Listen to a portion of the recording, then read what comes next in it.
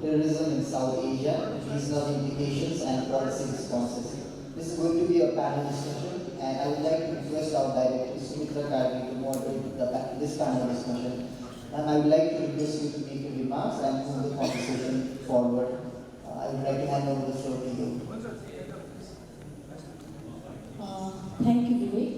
And good evening, everyone. And welcome back to the after the break to the third and the last session for today.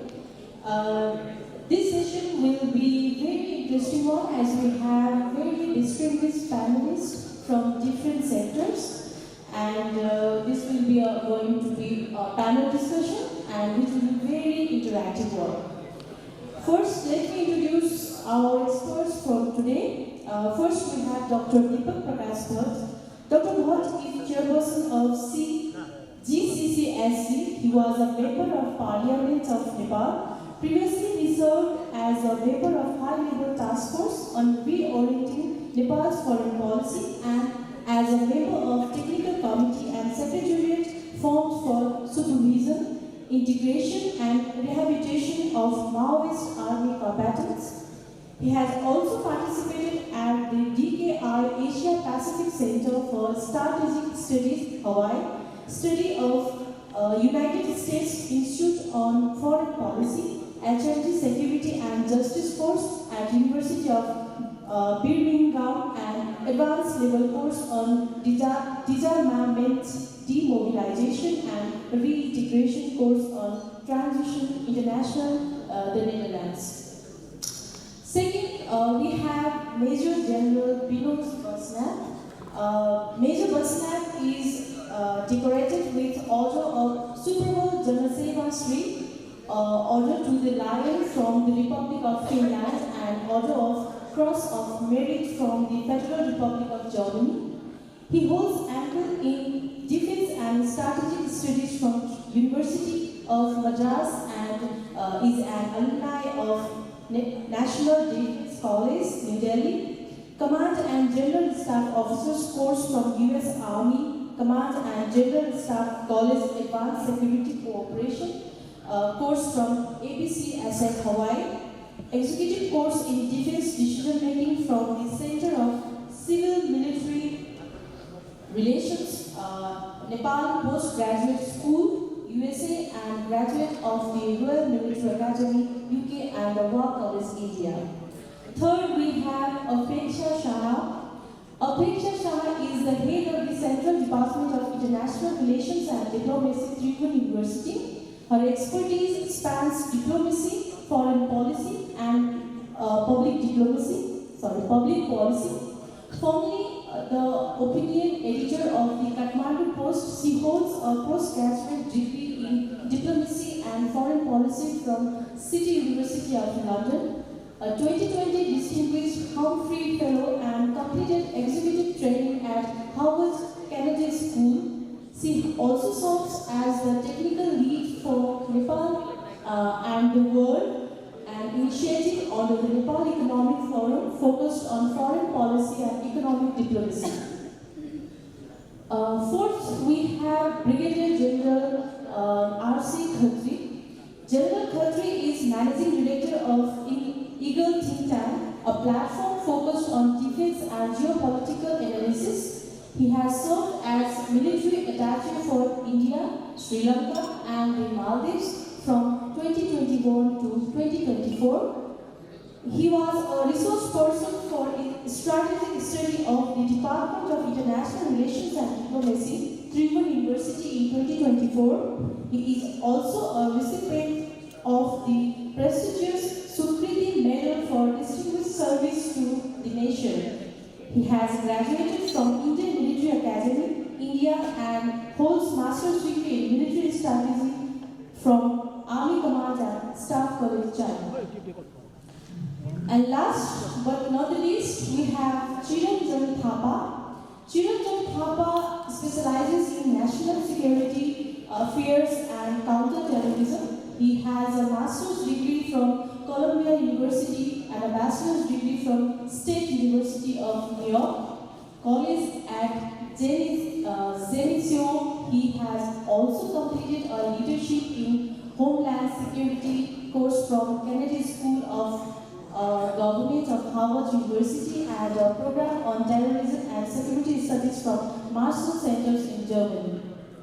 He has also completed Advanced Security Cooperation course from Asia Pacific Center for Security Studies in Hawaii. He had authored multiple security-related chapters and remains a global counterterrorism resource person. Once again, I'd like to welcome to all our speakers for this session. And to begin with, I will first ask questions to our speakers, and then I'll open the floor for other discussions. To stay within a time limit, I request to all our speakers to answer as brief as possible so that we can address more questions. And without further delay, I would like to questions first for Dr. Deepak Prakash Bhatt. Dr. Bhatt, how can the international community hold Pakistan accountable for sponsoring terrorism? Does Nepal have a role?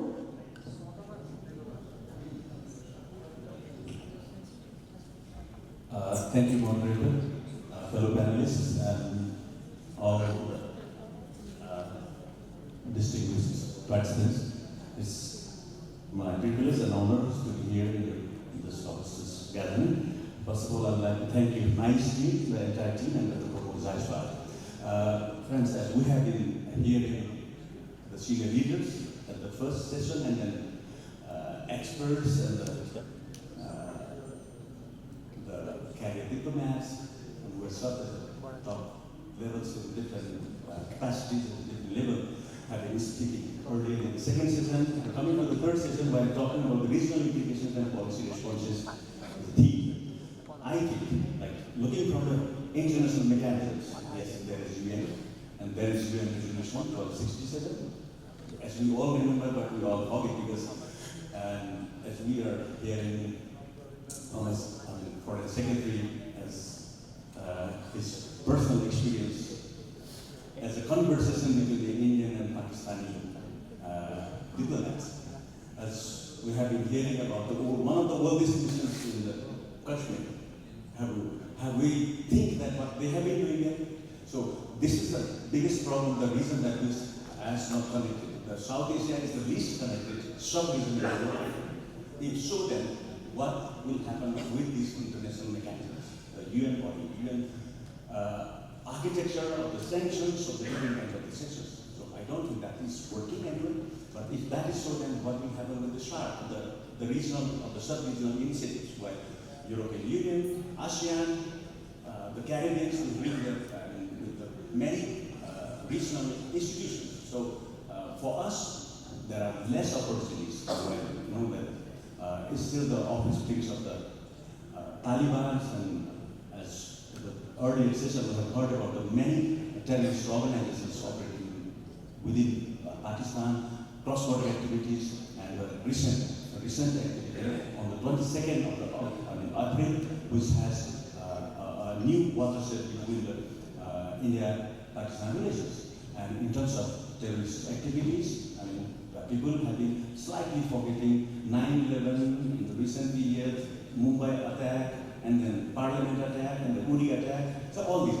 But again, the third aspect, we have been long talking about the hard security, and in the recent past, we have been more talking about the other issues, like economic security, climate and the natural calamities, environmental security, something like that. But coming back to the Pahalgam, again, Pakistan has indulged India and the whole international community in the hard security, and dragging into the bigger conflict. So I think, with my last point, international mechanisms are less effective. If India want to connect the sub-region, again, this kind of mechanisms are there which will help, without engaging other countries which are more dealing with the terrorist activities.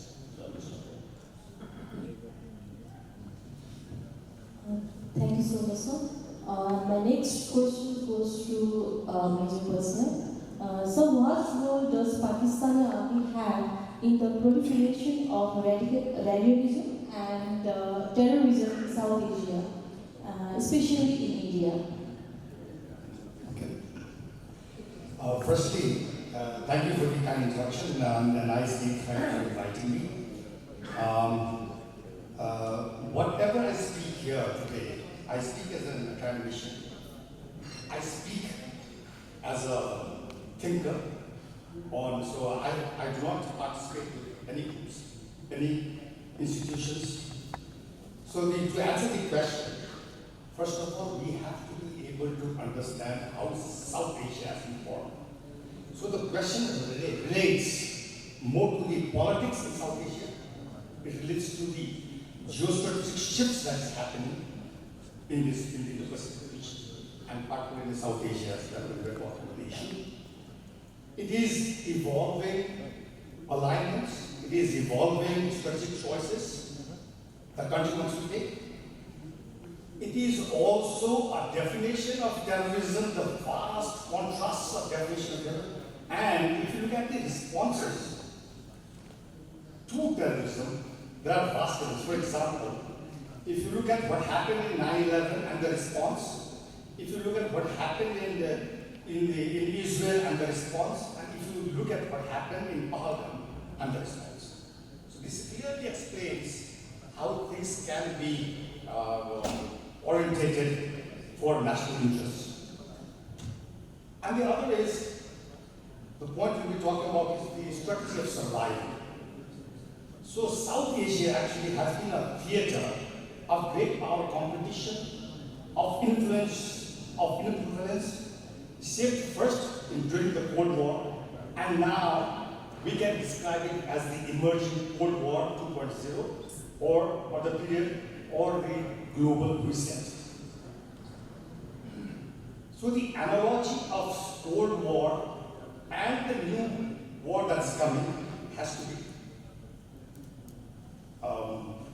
analyzed. If you look at Pakistan, in the 78 years of its independence, 34 years has been ruled by military leaders. And most of the events which General Asif firmly said during his interview in the Sky News, that it was whatever we've been doing, it was a mistake that we've done. We have been used by great power interests. So this also illustrates or indicates that probably Pakistan were in a strategic trap. So looking from that angle, if you look at what's happening now, things are changing. If you look at Donald Trump first and Donald Trump's second policies towards Pakistan, the luncheon in the White House explains and indicates the change in policies and what it means. During the Cold War, Pakistan was aligned with the Western Bloc, deepening military and economic ties, and with the US through pacts such as alliances like SETO, like the Southeast Asian Treaty Organization, which Pakistan left in 1973, 1974, but SETO lasted in 1977. Sorry, and was also a member of the SETO group, which got to contain the Soviet Union and the communist spread of communists in the region. So with this, it also explains that the current trends, so what's happening in the current trends is the deepening of India-Pakistan rivalry during the Cold War and in the coming up this one. Second is Pakistan remains as a steadfast partner of China, calling the relationship as all-weather friendship, underpinned by the CPEC, the Belt and Road Initiative, part of the Belt and Road Initiative. Second point that I'd like to put up here is India's tilt towards the United States and its allies with Quad and the communications compatibility and security agreement that happened in 2018, and the basic exchange and cooperation agreement, BECA, in 2020, which explains their defense cooperations with the United States and the US. India also remains engaged with Russia for energy and arms supplies. So the third point is emerging China-Russia partnership. So the 222 signed declarations of no limits relationship, one. Second point is the implications of South Asia, where Pakistan stands to benefit from the China-Russia camp. Fourth point is speculations over US-Pakistan relationship under Trump 2.0. The Trump administration 2017 to 2021 suspended security aid to Pakistan in 2018 and its added support to militant groups, but engaged Islamabad during US-Taliban talks in 2019 and 2020. A possible Trump return raises uncertainty about Washington's future approach to Pakistan. And as I said earlier, the luncheon programs indicates something is happening.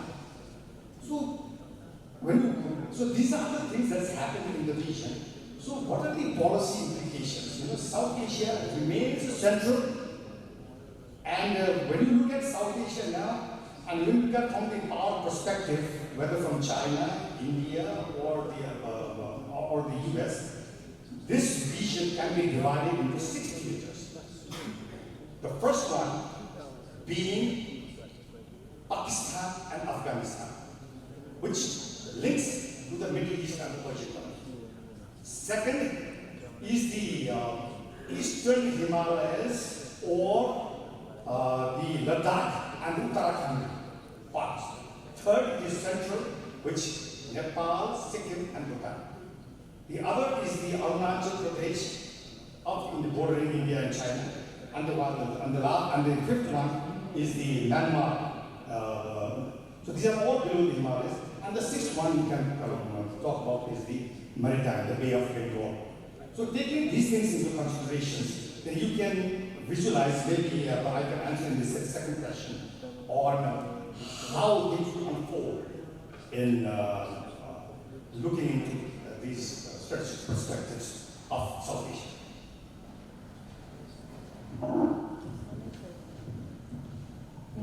Thank you so much, sir. And my next question goes to Apeksha Shanda. Ma'am, how can education, media, and civil society organizations contribute to controlling terrorism and radicalization in South Asia? Right. Thank you so much, ma'am. First, I would like to thank Liz for having me over. And we've already heard by such distinguished speakers, and it's such a privilege to be able to put forward my thoughts again, such distinguished personalities. And the question you've asked is so important, and I think it's already mentioned in sessions before this as well. And I think it has been established that while hard power approaches focus on immediate security threats, they do fail to address the underlying conditions that give rise to extremism. And education, civil society, and media are definitely the key actors that are going to have a more comprehensive approach to addressing radicalization and creating a soft infrastructure for resilience. In terms of education, I truly believe that critical thinking skills should be encouraged for effective counterterrorism education. Students must learn to question, and they should be comfortable asking questions to their teachers rather than getting answers from other sources. At the same time, I think teachers also need to be trained to sort of to be able to identify radicalization. So I think that's one thing that we could definitely do in the education front. And of course, the whole issue of disinformation. I think that's again, critical thinking is so important to that.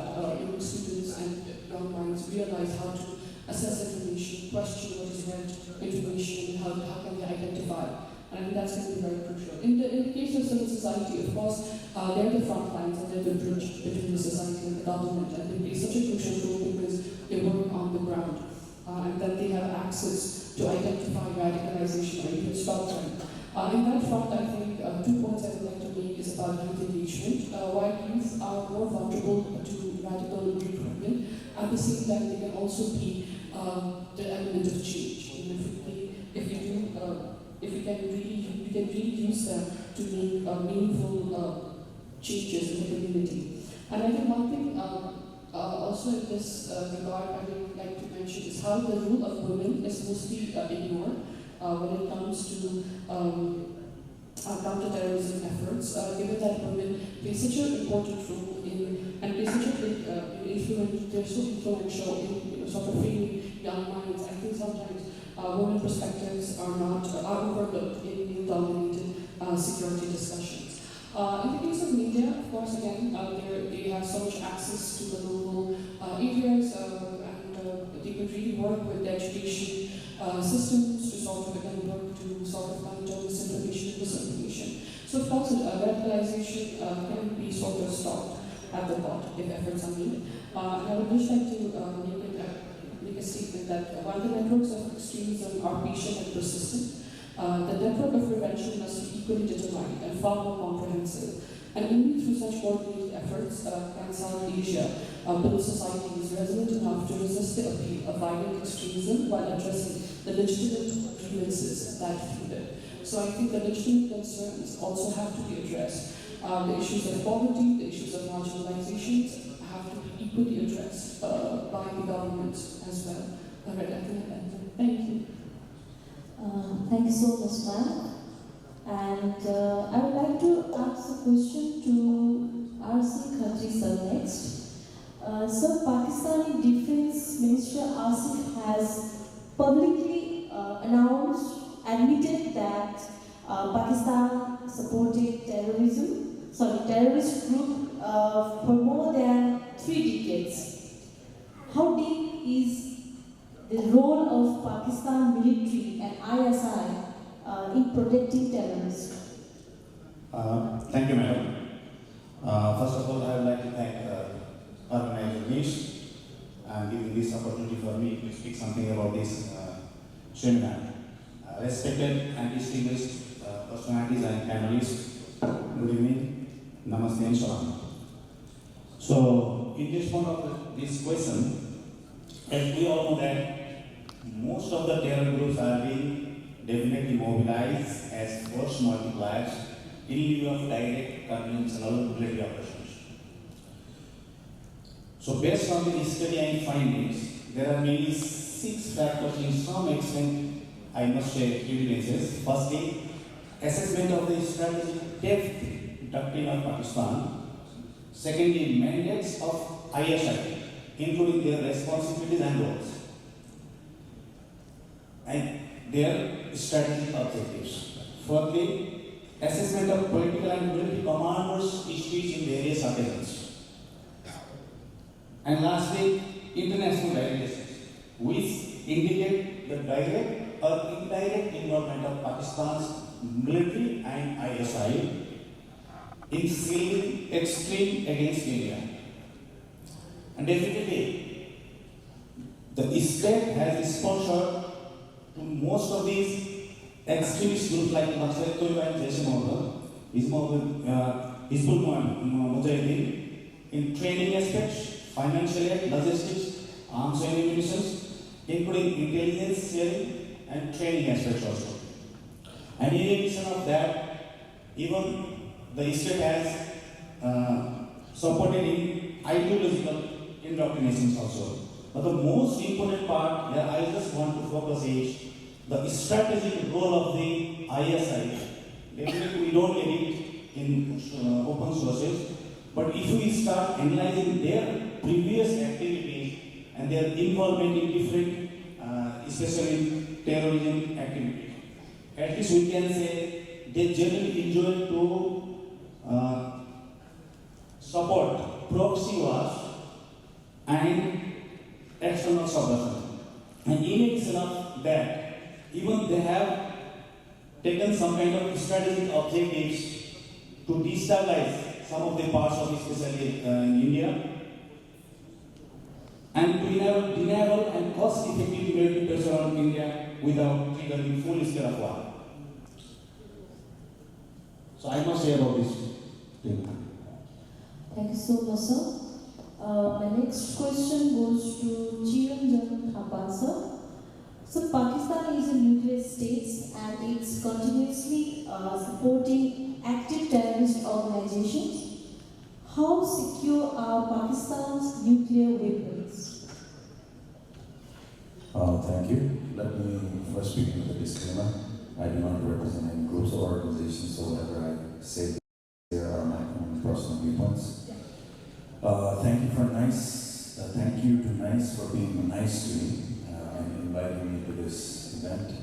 I met Pramod Jaiswal probably about 15 years ago at a similar conference, which was regional counterterrorism in Delhi. And I was actually hoping to see that presentation and bring it and repeat the same thing, because I don't think a lot of things have changed, but then we have guiding questions, so I had to do a lot of homework again. Before I move forward, I just want to give a quick feedback about this event. Topic and timing, very perfectly timed, and I must actually give kudos to the entire team for your efforts. Guest speakers, I think you guys have done a wonderful job bringing a lot of heavy hitters into the room, which is good. But I feel like NICE has some ambitions and aspirations to become a leading think tank. So in that pursuit, I think you need to understand the distinction between prominence and preeminence, right? So what I would say to the team is do not compromise on quality with quantity. For me, a topic like this, 4 hours, 16 speakers is a bit excessive. I mean, we had such good speakers, so I hope we're giving more time to our earlier speakers. We had, foreign secretaries, we had diplomats, we had, politicians. So I wish they had more time to speak. What would have added more fragrance to the water would be if we had included some of the Nepal police, because that's conspicuously missing in this event. As we all know, the counterterrorism remit lies with that institution. So from an operations standpoint of view, as well as a tactical standpoint of view, the Nepal police should have been included in this.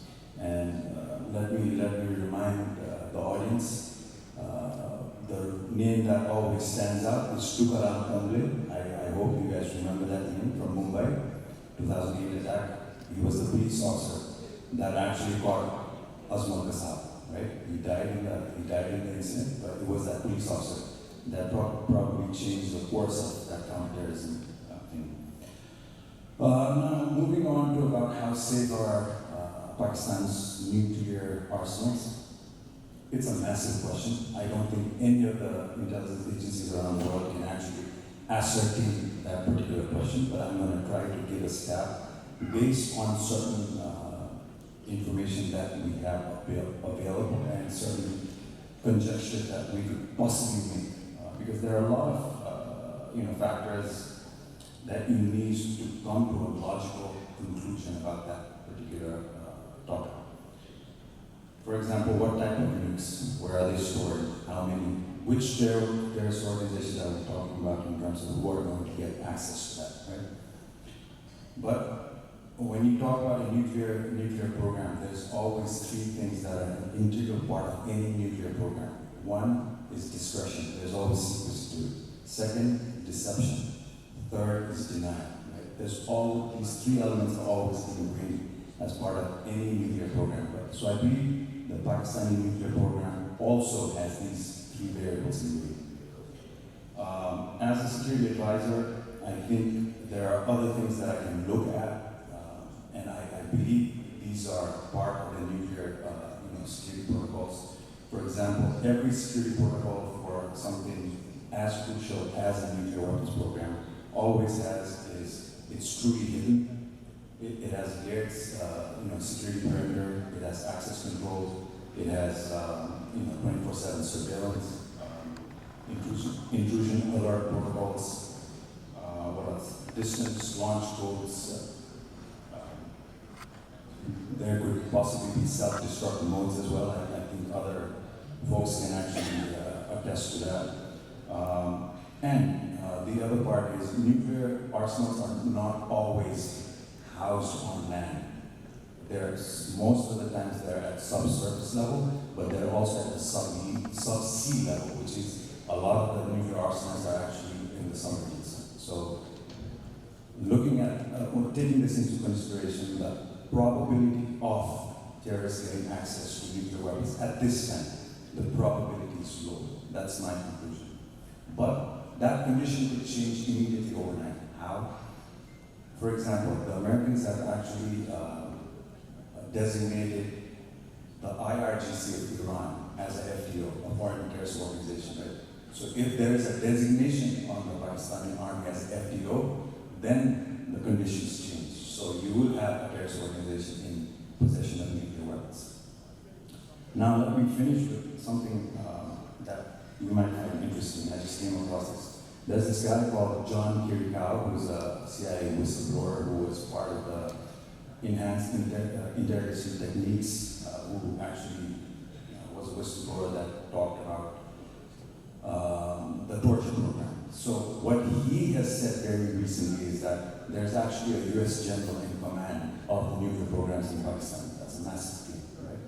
So he has mentioned that. But back in September 2009, I think, there was this another investigative journalist called Seymour Hersh.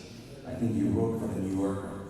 He has explicitly mentioned in his piece where he says, Pakistan and the US have a secret understanding whereby special units provide security to the Pakistani nukes. Right? That's Seymour Hersh, very renowned journalist. So at this time, taking these factors into consideration, you could actually conclude that the US may somehow have oversight over nuclear weapons in Pakistan. So the possibility or the probability of any terrorist group having access to weapons at this time, at this current time, is low. Thanks. Thank you so much, sir, for your remarks and suggestions to the team. Now I again come back to Dr. Deepak Prakash Bhatt. Dr. Bhatt, after repeated terror attacks by Pakistan-based groups from the 1999 IC-814 hijacking to the recent Pahalgam incident, India has shown resistance. How do you view Operation Sindoor in this context?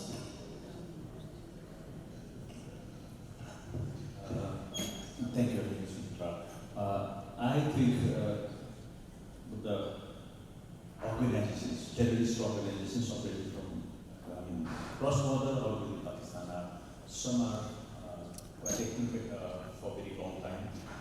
If you look at the recent incidents, that was, as I mentioned earlier, there was a pause, people were slightly looking at the different issues, but and linking it with the Operation Sindoor is the, I think, highest level response from the Indian side,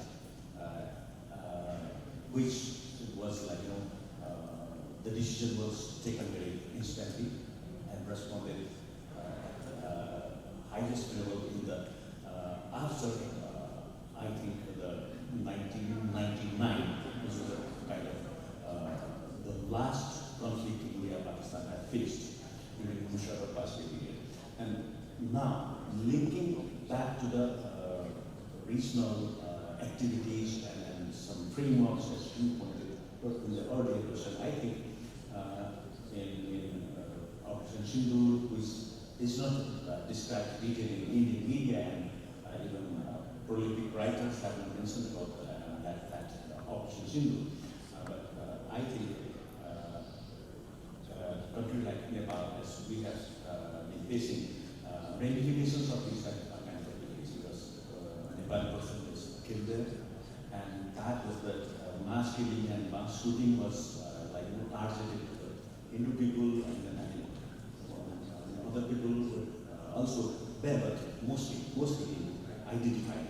So these kind of activities, these kind of risk incidents, mass killings, have well responded in that sense. But in ramification, we look at our tourism, our economy, and cross-border mobility and cross-border mechanism, security mechanism of the infrastructure would have to be kept in mind for our national security perspective, our national sovereignty perspective, and at that point, our cross-border movement. As we have been mentioning and saying time and again that we are open border, porous border, but I see it's semi-regulated border, because more than 550 SSD border outposts have been deployed already there, and more than 200, about 250, about are deployed from outside. So look at the number, 45,000 security personnel have been deployed in the Nepal-India border, and we have been talking since 1950 onwards that we have open border. Does it matter from the security or infrastructure perspective? No, I think so. We have to think again at the next level. We need a good intel, good coordination, good equipments, or whatever is there. Similarly, because more than 270,000 BSF have been deployed in the Pakistan border, 3,300 kilometers plus. So that is different case. So responding to the operations is compulsory. But our level, we have to think slightly, as I said earlier, that some diplomatic engagements as the organization, SARC is in coma. I don't see any possible future of that organization. From one perspective, and at the same time, as we remain, still we have been talking about our non-foreign policy on the line. It showed them this is the reason which Huntington have been indicating the clash of civilizations in 1996. We know the way, grounded work on the state and the soldier in 1956. The person is indicating something that Buddhism, Hinduism, Sikhism, and the Islamism. These four civilizations or the religions are here, are in our border. So we have to look a bit longer period of the human history. That's where I see the bigger challenges. Thank you so much, sir. I would like to ask next question to Major Hussain. Sir, how effective was Operation Sindoor in weakening terrorist network in Pakistan? Before I go into the details, this particular question has three forms. One is the international or interests, big powers' interests versus international principles in terrorism. Second, it is politics and military actions. Third, it is politics and diplomacy. So when you look at the Operation Sindoor, if you look at the military actions, the strategic assessments can be, it was effective at the tactical and operations level for deploying immediate capabilities and deterring short-term attacks. Second, its a strategic impact remained constrained by external sanctions and resilient network. So the key features are, it is brief time frame, it is targeted nature, it is joint effort by different arms and services, it has a geographical scope. So the achievements is a tactical success. They eliminated several high-value terrorist commanders, and they destroyed arms dumps. It was a psychological impact, and it was an operational disruption. But if you look at the political messages, it has 5 points. 1, it is escalating bilateral tensions, which means aggressive diplomatic posture. After the announcement of the ceasefire, it often escalates expressions which can destabilize the region and create an environment conducive to terrorism. So increased diplomatic hostility can lead to a cycle of military posturing, which in turn can bolster extremism, narratives, and recruitment. Second is the international responsibility for global counterterrorism dynamics. So both countries seek to position themselves as a responsible actor in the fight against terrorism. India wants international recognitions of Pakistan alleged support to military groups, and while Pakistan seeks to highlight its own battle against terrorism. Third is the effect of counterterrorism initiatives. India's appeals to global counterterrorism efforts may lead to increased scrutiny of Pakistan's internal governance and its handling of extremism. And fourth is the role of external actors and a diverging paths. So the engagement of Western powers is in this dynamic influences the internal politics of both countries. For instance, US military or economic support can embolden one country while alienating the other, impacting the strategies related to terrorism. And the last point is domestic audience and the human spirit, the human behavior or the character of nation states, both India and Pakistan, and what it means to them, and the political advantage that politicians take in creating their environment instead of thinking of a long-term South Asian stability. Thank you so much, sir. Now I would like to ask a question to Apeksha ma'am. Ma'am, following the killing of a Nepali citizen in Pahalgam, the Indian ambassador to Nepal visited the victim's family in Nepal. There is no visit by any high-level Nepali leaders yet. How do you look at it? Right, thank you, ma'am. To be honest, I think Nepal has a long and complex history with political violence, most notably during its conflict years, and even during that era, when casualties and disappearances were widespread, there was no consistent practice by the Nepali state of high-level political leaders visiting the families of the fallen soldiers or victims of violence. This is not to excuse the current inaction, but rather to highlight a broader institutional culture of symbolic detachment, which has often prioritized diplomatic and administrative responses over gestures of public solidarity. But then again, Nepal is arguably one of the most affected countries in South Asia when it comes to India's security concerns. Thousands of Nepali men serve in the Indian Army, particularly the Gorkha Regiment, and due to the open border regime with India, Nepal is deeply exposed to the spillover effects of India's internal security challenges and transnational militant networks. This makes it imperative for Nepal that it takes such incidents seriously, not just in terms of warning the individual loss, but as a part of broader national security and foreign policy challenge. Nepal must recognize its open border and neutralize its positioning, and recognize that its neutral positioning brings responsibilities. And in that sense, I think it is imperative that it looks into its security apparatus. I think I've mentioned this before also, that one of the ways that Nepal could sort of address the present situation is to monitor individuals and organizations linked to the UN Security Council sanction list of terrorists, and also to ensure that entities are not operating or transiting through Nepal's territory by enhancing coordination between different ministries like the Foreign Affairs, Home Ministry, and security agencies.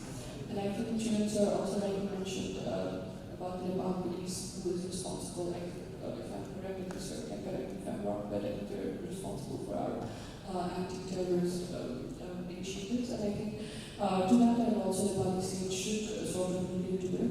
I think one of the key is that not only to strengthen security at the borders and the international airport, but also to strengthen Nepal's intelligence ability as well. Relying on other intelligence agencies is a must, but at the same time, I think Nepal can sort of contribute to strengthen its own intelligence agencies as well. Inefficient counter-terrorist infrastructure basically needs to be reassessed and worked upon. So I would just like to sort of, in the diplomatic front, while empathy is required, while Nepal should put forward its concerns about its individuals working and serving in India, at the same time it also needs to take India into confidence, ensuring that its territory is not going to be used by any terrorist organizations and that they are taking the measures to avoid such unfortunate situations. So the challenge is not merely to respond to individual incidents, but to develop institutional capacity for managing Nepal's complex position in regional security dynamic. This requires political leadership that recognizes the interconnected nature of domestic governance and international relations, and the crucial importance of protecting citizens' welfare as a cornerstone of legitimate statehood. Thank you. Thank you so much, ma'am. Now I'd like to ask to R.C. Khatri, sir. So, in the backdrop of India being attacked multiple times and by terrorists across the border, how do you assess the significance of Operation Sindoor? Is it a strategic or symbolic? Thank you very much, ma'am. As a retired army officer, definitely I will be taking these questions by saying mostly security perspectives of the Operation Sindoor. So before highlighting its significance, implications, or strategic implications, I will just say two preamble points. First, number one is the April 2025 Pahalgam attack marked a pivotal shift in India's strategic doctrine, emphasizing that success in contemporary conflict is no longer measured by territorial loss or enemy casualties in conflict. The second one is today's limited wars blur the distinctions between war and peace, state and non-state approach, and physical and psychological operations executed below the nuclear threshold using cyber tools, disinformation, economic coercion, and irregular forces. So after saying these two preamble points, now based on military perspectives, for its strategic significance, I have made almost 20 different core pillars in which we can see the foundation of the strategic implications of Operation Sindoor, which gives its strength and its vision. So out of 20, definitely because of time constraints, I will be just covering 10 major pillars in which Operation Sindoor was conducted, planned, and even we can say has some strategic implications. Number one is national intent. The operation demonstrated India's firm national intent. It was clearly said by the Prime Minister in different occasions, that was to identify, trap and punish terrorists and their backers, especially those receiving state support. And in this, again the Prime Minister has given some special instructions like no compromise on state sovereignty, zero tolerance against cross-border terrorism, and terror and talks can not go together. In second point, second pillar, national strategic guidance or national political direction, we must understand this how armed forces go for war or this kind of conflict situation.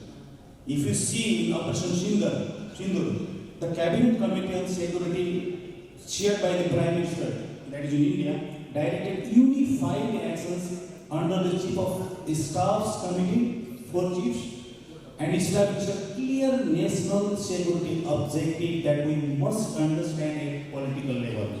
That was given to the armed forces by saying to neutralize the asymmetric threat with minimal collateral damage while operating India's sovereignty, deterrence, posture, and regional stability.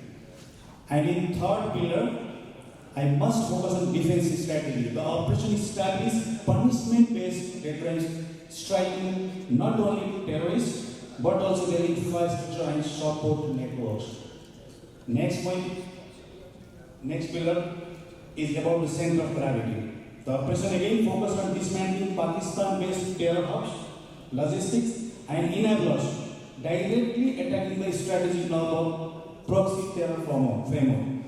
Now coming to the military objective also, by saying there are different activities of the armed forces, at least we can say the military objective was to destroy terror launchpads, command node, and logistic pipelines to ensure both immediate neutralization and long-term deterrence. Now, most important part, we must understand theory of victory. Within that 4 days of war, who won the war? It is really difficult to say, but still, in the context of Operation Sindoor, the most appropriate theory of victory is best characterized by mixed multiple domain deterrence and compellence. So in this approach strategically aligned the ends, that is to establish enduring deterrence against cross-border terrorism and compel the dismantling of hostile infrastructure with a coherent set of ways, combining calibrated application of hard power such as precision deep strikes with instruments of soft power, including strategic diplomacy with key global actors like US and European Union, alongside economic pressure. The operation effectively mobilized critical means available with them, including multi-agency intelligence integration, artificial intelligence-enabled targeting systems, and offensive cyber capabilities to achieve decisive operational outcomes. By carefully managing informed risk, particularly under the constraints of nuclear overhang, India successfully degraded the adversary's cross-border terrorism capabilities and recalibrated the regional deterrence architecture in its favor. The next pillar is strategic rules of engagement. The operation was conducted in such a way with calibrated force, minimal civilian harm, legal compliance, and below nuclear escalation threshold, maintaining moral and strategic legitimacy.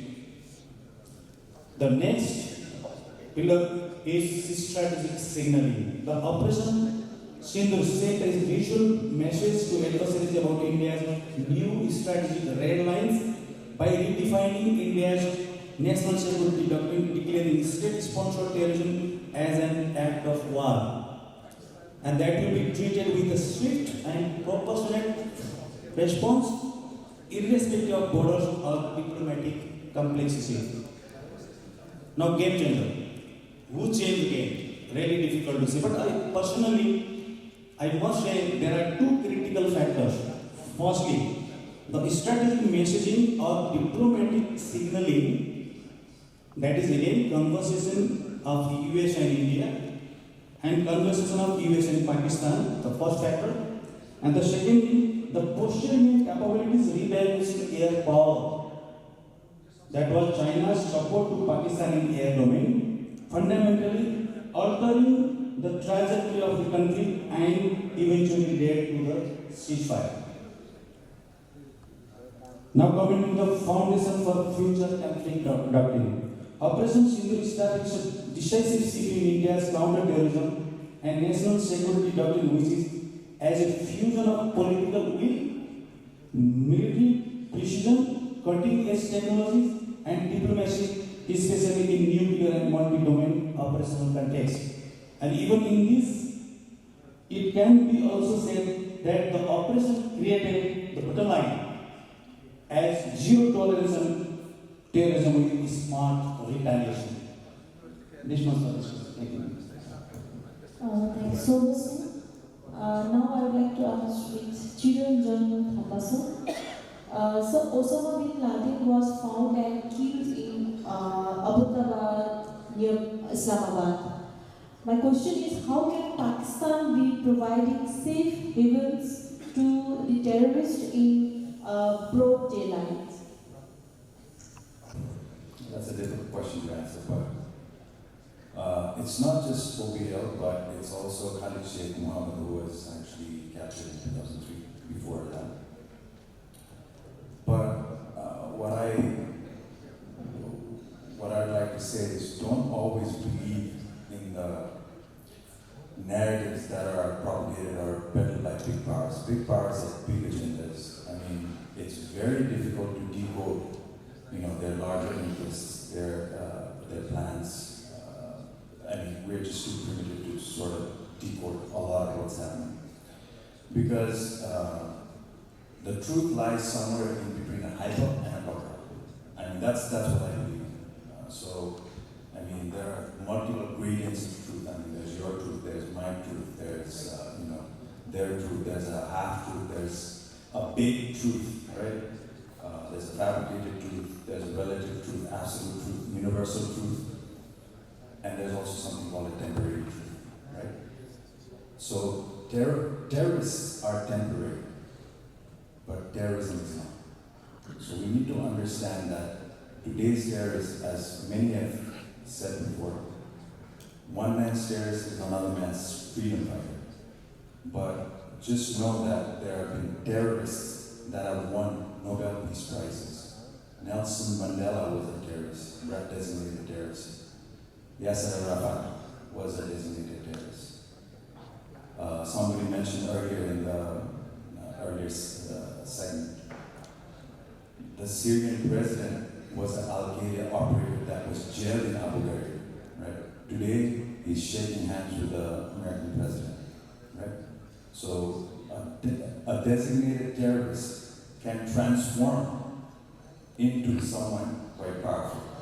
But I want to use a different method to try to, sort of get all the minds to start thinking. 9/11 was the greatest or the largest terrorist attack on humankind until even today, right?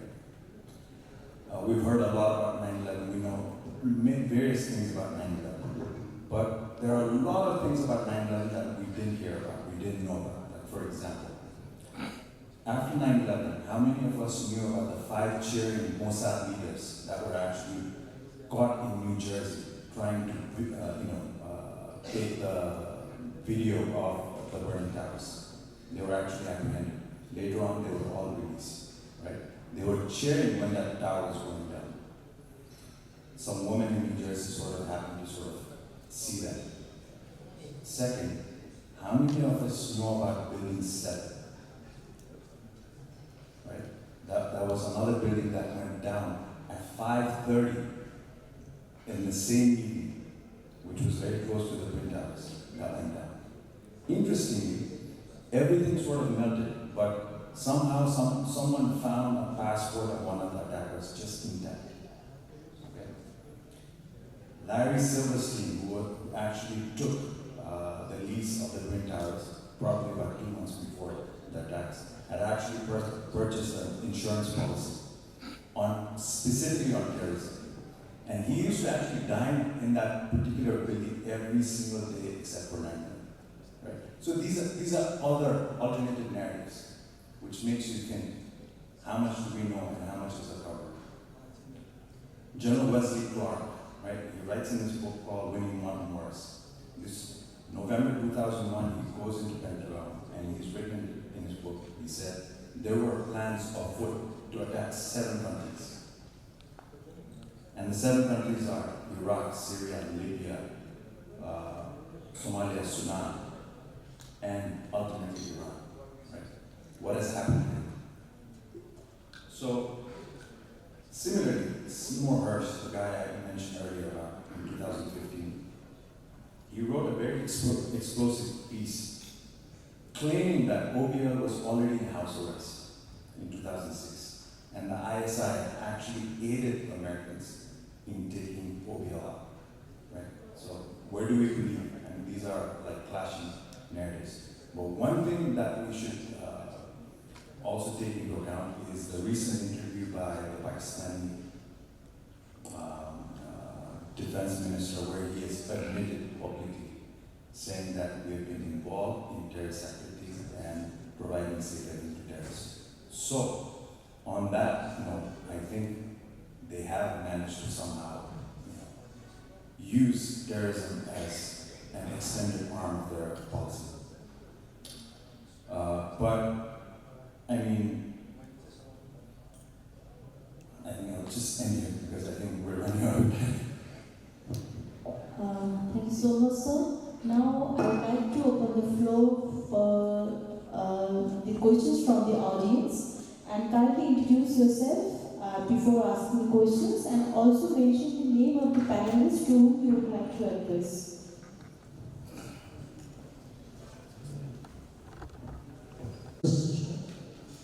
Former Additional Inspector of Inspector General of Police Force, and also I did have the opportunity to work as Executive Director of the Institute of Foreign Affairs, the only think tank that we work with working under the Ministry of Foreign Affairs. And now we are talking about the changing nature of warfare or asymmetric warfare. And my colleagues, I would like to Vinod concern, as he already explained that SARC region, SARC is being utilized as the theater of the superpowers, and I do concur with his version.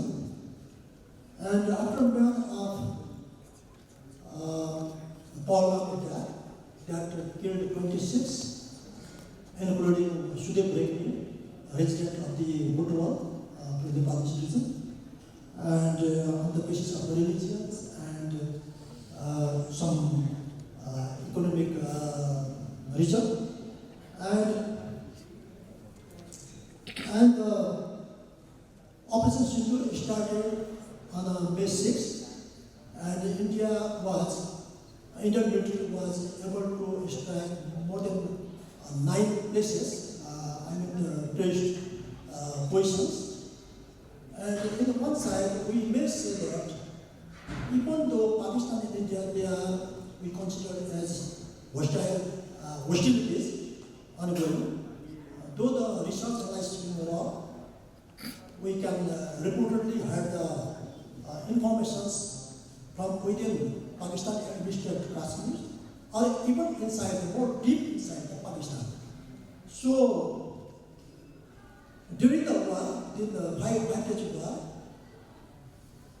the impediments and the instruments, they were able to, and they were responsible to bring this war into the negotiation table, and it is reportedly of being the use of the Chinese technology, like JIS 10,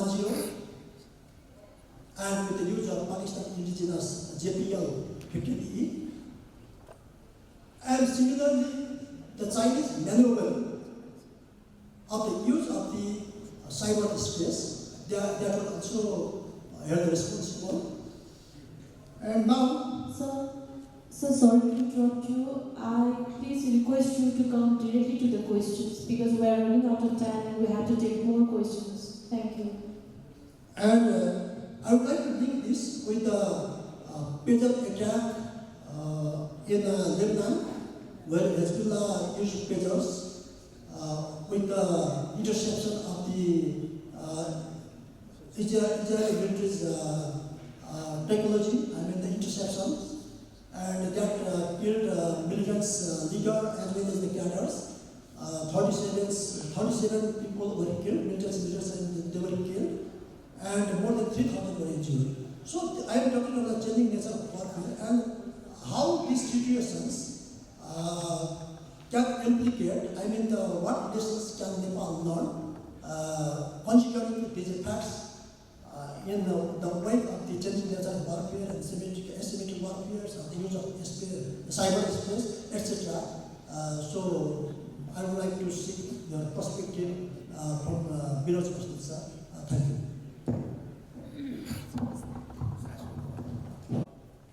My question is, can we see Pahalgam terrorist attack as a clash of civilization? As we may see how Pakistani leaders has been working in past, and recently Pakistani army chief has mentioned that they are totally different from Hindu civilization. So it is just a terror attack, or can we see it as the clash between two civilization point of view? Thank you.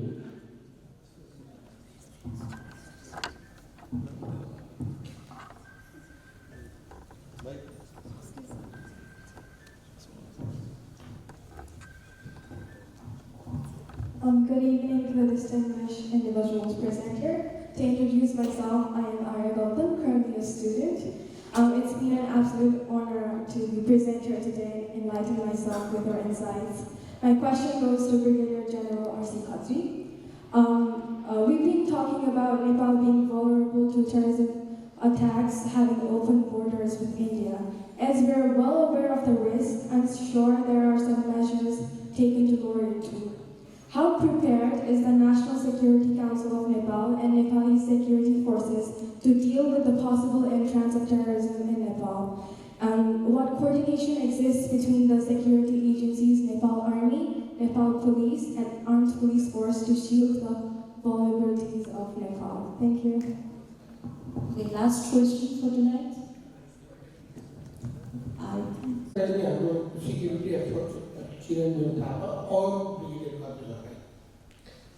हाम्रो नेपालमा पनि national security एडभाइजरको importance किन घटेको पहिलोमा हाम्रो भइरहेको सरकारले निकाल्यो यो नेपालमा national security adviser नचाहिने हुन्छ अब यो कुरा पनि हामी कुनै ठुलो देशको चाहिँ सिक्ने हो पाठ सिक्ने हो इन्डियामा पनि भइरहेको जहाँ पनि भइरहेको अब त्यसमा किन हुन सकेन के कारणले भन्नु होला अथवा हाम्रो गभर्मेन्टलाई पनि नेसनल सिक्युरिटी एडभाइजर धेरै भारी पऱ्यो कि राख्नु हुँदैन पहिले राजा कालमा मनालीको टाइममा प्रिन्सिपल मिलिट्री सेक्रेटरी थिए, प्रमुख सैनिक सचिवको उहाँले जो त्यही नेसनल आइरहेको नै उहाँको पुलिस बस्नु दर्शक थाहा दरको भएको जे पनि पुलिस सशस्त्र जो आएको त्यो मार्फत जारी हुन्थ्यो।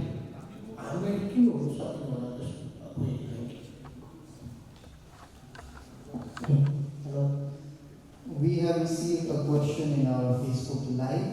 This is from Vidushi Sarma. She's our online tutor in NICE and she's pursuing her MA in Political Science with major in IR and Diplomacy from Dublin Professional University, India. She asks, several regional actors have been accused directly or indirectly of supporting or turning a blind eye to non-state extremist actors. How can regional diplomacy pressure such states into accountability without alienating them? I think this can be answered by anybody who's interested. Thank you. Okay, I'll request to the panelists to go ahead with the answer.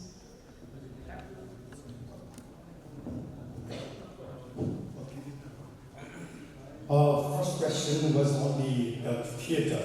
So if I could just remind you all of the 6 theatres I put forward and the analogy of the Cold War when Pakistan was part of the Western Bloc and India was part of the Soviet Bloc.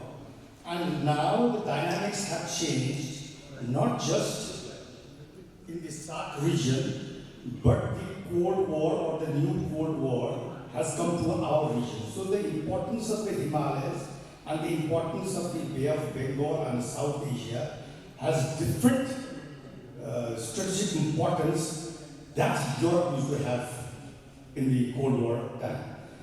So what we have to think, what we have to assess is how are things going to unfold in the next decade or two. When the rivalry between China and the United States continues to flourish.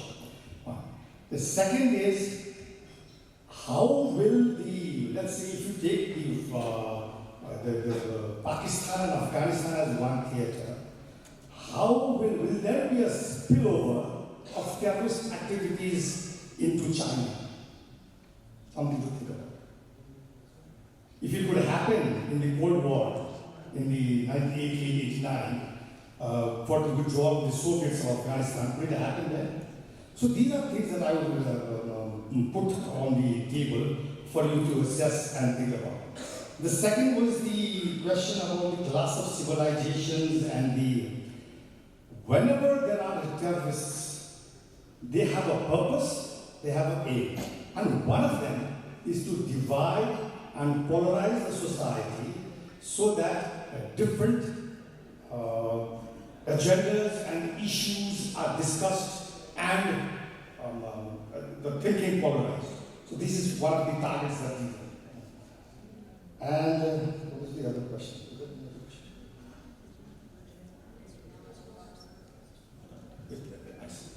Yeah, thank you. So there are 2 questions discussed asked to me. Firstly, I will respond about the need of NSA, National Security Advisor. Simply, let's see what happened during the Operation Sindhu. In the first night, that time it was in the daytime in USA, both the NSAs from Pakistan and even the world from India, they are reported to the respective NSAs in USA. Pakistani Foreign Minister reported to the Secretary of State, Minister Mahathir, in the same manner, okay, we did this, blah, blah, blah. We responded, or we have been attacked. And the same way, immediately after 1 hour of the attack, even Mr. Dawal reported to the against State Secretary. So this shows the importance of NSA, especially in national defense and in the national security paradigm context. And in our case also, I think it was established for time being, just because there is no official or acts or regulations, because of that, again it has been disbanded. So if you see the implications or use of NSA in Indian Operation Sindoor at the last moment when three persons were there: Prime Minister, Mr. Dor, and CDS. That's CS. They call it CCS, Cabinet Committee on Security Affairs. So they decided, after getting all approval from National Security Council and other members also, and these three people decided, okay, let's vote this. And after that, the head of the government is issued that intent, what I told before you, identify, track, and punish. You see the importance. And if you see some of the articles written by themselves, if you see their activities, even in my personal case, for example, in case if they go for nuclear warfare, who decides? Who has that key? Who opens that, in fact, code key? That is NSCN head of the government. In everywhere in the other countries also. That is why you see the importance of NSA, and definitely it is required. This much I can say. And regarding the porous border, and let's say, I think the question was regarding the National Security Council, something like that. If you see in our constitution, even in part 28, somewhere in 2016 and 67, regarding the safeguarding national interest, the NSC is required, NSC is mandated to make some rules or policy regarding the national defense and regarding the mobilization of the Nepali army. That is to again safeguard the national interest. If you see the national interest given in Article 5, you can find 10 national interests. Out of 10, 5 or 6 poor nucleus national interest. That has to be safeguarded by the army, and for that National Security Council recommends, after getting the strategic intelligence and threat assessment, and based on that, they recommend to the government what to do, what not to do. In fact, in this case also.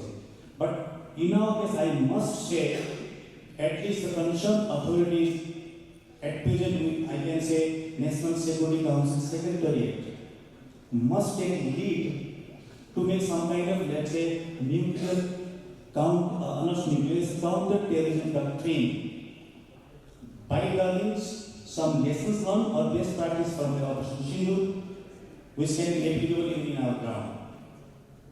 So there are so many lessons, as I have drawn it, but because of time factor, I must say this much only. Sorry, your question about why there is no NSA. I think it's a lack of prioritization, number one. I don't think at the strategic level there is the comprehension of the threat landscape that actually would be done with us, number one. Second, not just the comprehension of the threat, but the gravity of the threat, the magnitude of the threat that actually, we are faced with. And there is no prioritization whatsoever. In terms of personnel, right? There has to be someone, as John mentioned. You need an NSA that has the ability to coordinate and communicate with Langley, with Legoland, and Lodi Road. Meaning Langley is CIA, Legoland is MI6, Lodi Road is Road. Right? So you need that kind of personnel that has the confidence, the competence, the coordination mechanism, and the credibility to sort of coordinate with our partners. Right? And do we have that sort of personnel? But let me end by saying an NSA is absolutely critical at this point, given the amount of threats that actually we face, not just at multiple levels, not just multiple domains, multiple levels, but the comprehensive nature of the threat that sort of surrounds us in multiple domains warrants that Nepal has or appoints or designates an NSA as soon as possible. Okay.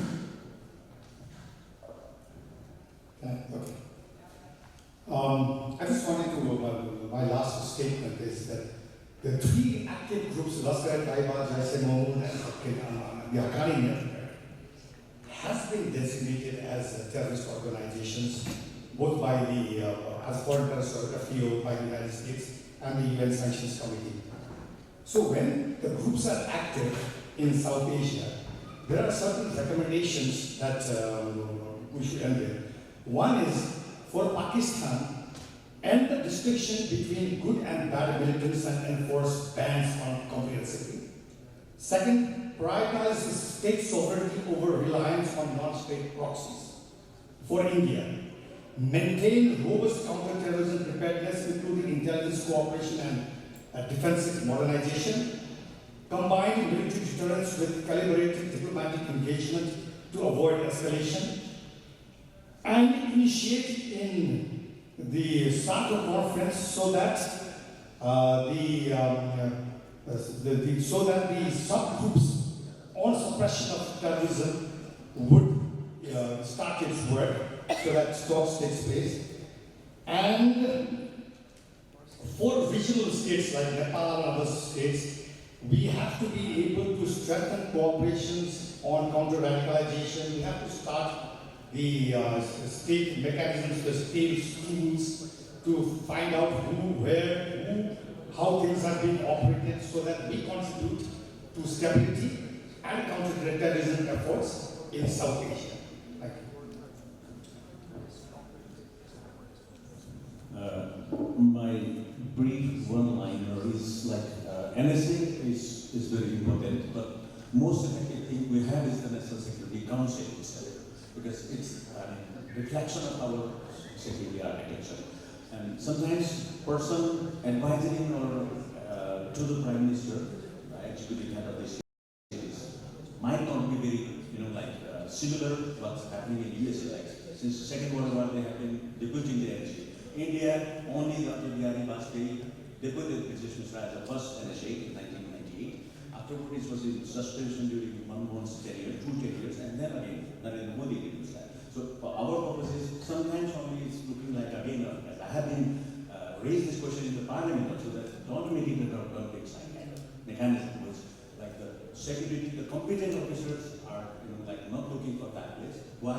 It has been made like post office earlier, as the MOD has been less oriented, influenced by the parliamentarians or the minister, which is responsible for the defense purposes, where the secretary, or especially the NA headquarters, should have representation in the MOD. That's what we have been doing. Similarly, so some kind of restructuring is needed in these places. And the final point, Parliamentary Concern Committee, which Indian and Americans, both systems have had, where they can scrutinize, they can work on regular basis on the security measures, is needed. That's what is from my side. Thank you. Thank you. So I just need to think, I think the last question that will come up, I think the response in regional responses. I'd just like to make a point of how I think it's so important to learn from the precedents and examples and lessons that are already learned while battling or countering terrorism. And I think what we have, one significant lesson from the war on terror demonstrated that how military success in one theater can sometimes sort of create instability elsewhere. And I think that should be something that I think South Asian countries have to be careful about. And also in the context of South Asia, given India is a significant actor which has a lot of leverage and influence, it would be prudent for Delhi to advocate for a multilateral approach to counterterrorism. Engaging regional actors in a collective framework would not only enhance the effectiveness of anti-terror strategies, but also ensure that the priorities of all stakeholders are respected. This inclusivity could foster a sense of mutual respect and trust, which is essential for building long-term regional stability and cooperation. Thank you. Thank you so much once again to all our panelists for your insightful remarks. With this, we came to the end of the session. Now I'd like to call Vivek to take over and do further proceedings. Thank you. I'd like to request our director Sumitra ma'am to hand out a small gestures of love to the distinguished speakers.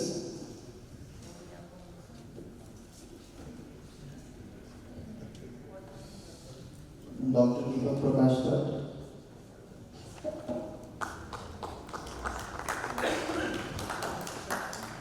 Major General Binos Bosnan,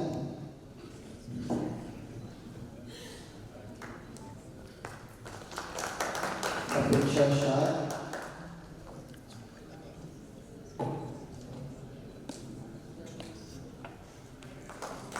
Brigadier General R.C. Khatri, Chiranjan Khatri.